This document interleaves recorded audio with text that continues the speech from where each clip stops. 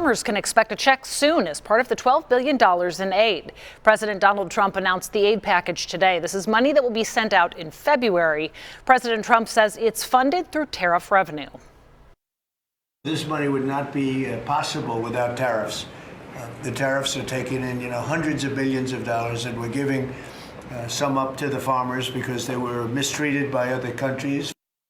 Meanwhile, critics note those tariffs are why China made a point to stop buying soybeans from the U.S. in the first place. We previously heard the voices of farmers in Kansas and Missouri who were left to fill the gap.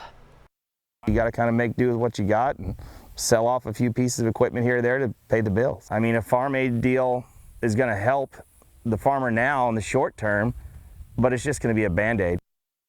Only recently has China bought large amounts of soybeans from U.S. farmers. Tonight, our agricultural reporter Jian Kim is following up and hearing the voices of a Missouri farmer she first met back in May who was worried at the time about how the reciprocal tariffs would impact his business.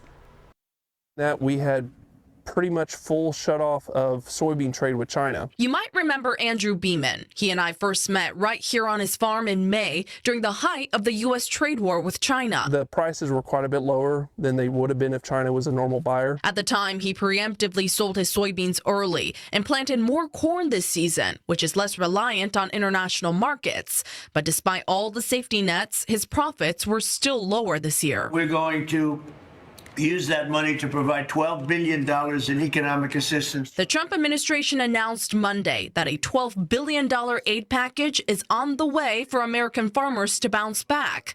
The money will come from U.S. tariff revenues. I mean, no one's turning it down. They're satisfied with it. But the problem with aid is it's helpful, but it's also harmful. Andrew believes when the federal government puts money into the market that's not based on market principles, two bad things can happen. First off, it doesn't incentivize us to change our production methods or lower costs.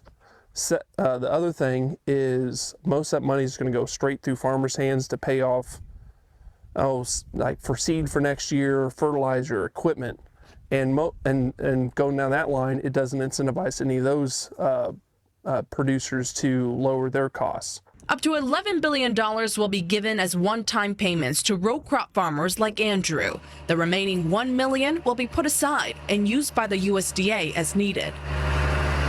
Andrew is still skeptical that China may back out of the current trade truce. China is supposed to buy 12 million metric tons of U.S. soybeans by the end of February. But as the year comes to an end, Andrew is optimistic about a new season on the horizon. I'm much more worried about rain than a tariff policy. Jian Kim, KISS HB 41 News.